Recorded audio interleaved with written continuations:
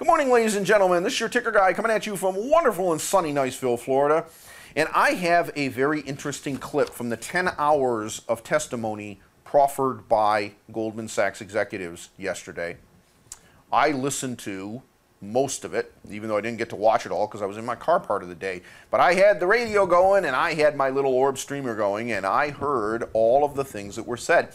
And there's one clip out of all of it, which ironically was delivered last night by Lloyd Blankfein, that I think you all need to hear and focus on. Here we go. In a human context,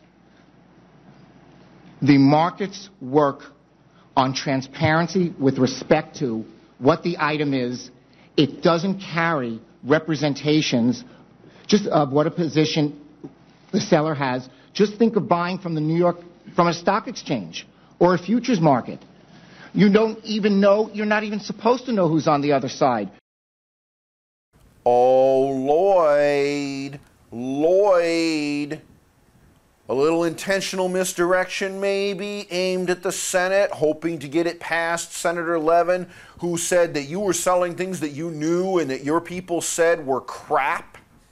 Yeah, see, when I buy a stock on the New York Stock Exchange, that stock already exists. The IPO may have happened 20 years previously. There's no direct impact on the company. There's no direct impact on anything, in fact. When I buy a bond, a new bond, or a new IPO, I know who the real party at interest is, and I know what their interests are. In fact, if some company comes to market with an IPO and does not intend to succeed, they intend to just steal my IPO money and ride off into the sunset and blow it on women and coke, that's fraud. It's against the law. But when a synthetic CDO is created, we don't know who it was that created it or which side of the transaction they're on. See, a synthetic CDO can come into existence because somebody believes that the reference collateral will succeed, that is, hold its value and pay its dividends, or it can come into existence because somebody believes that the reference collateral will fail. If I am buying an original issue synthetic CDO, you're not a market maker, you're a book runner. When you put together flip books and prospectuses, you're not market making, you're book running. And they're very different things.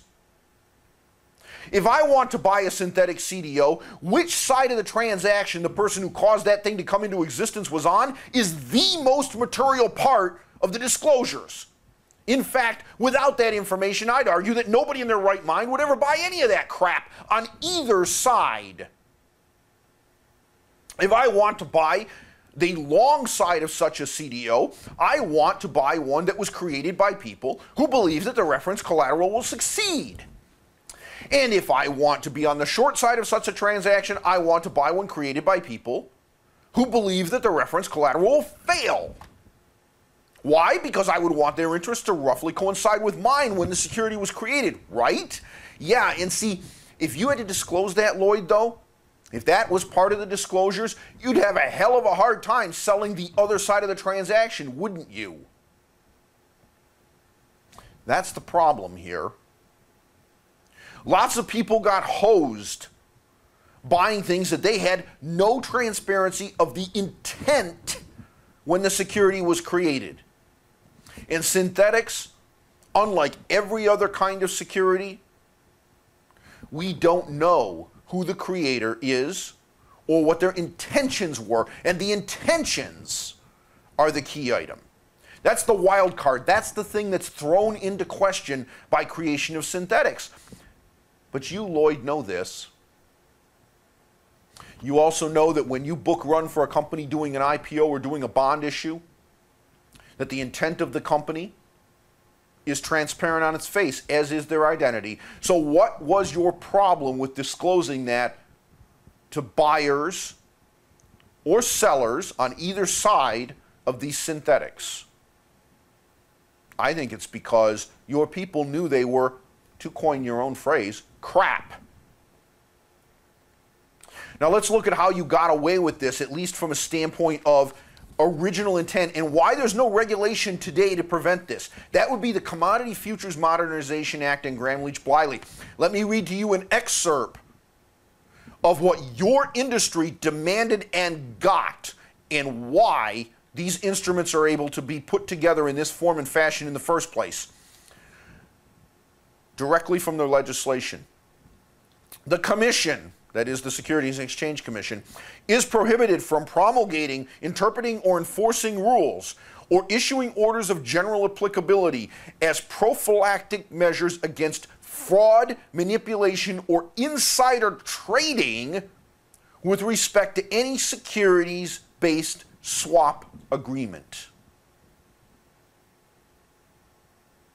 So the SEC, under this law, which your industry pushed, which your industry demanded, which you said had to be there, was prohibited from issuing any orders or regulations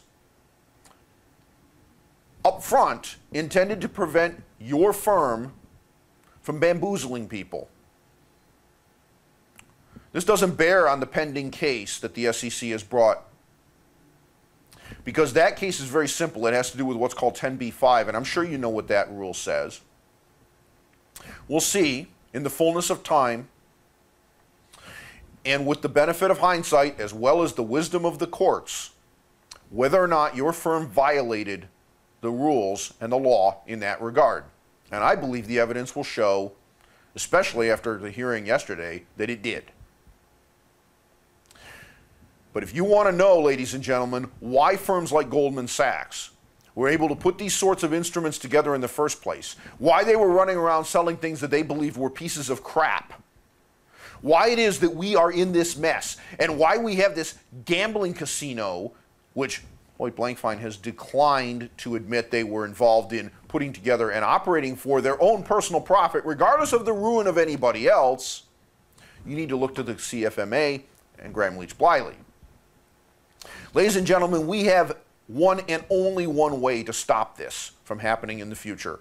2,000-page regulatory bills will not do it. We need 17 pages of legislation to be brought back and put back in force.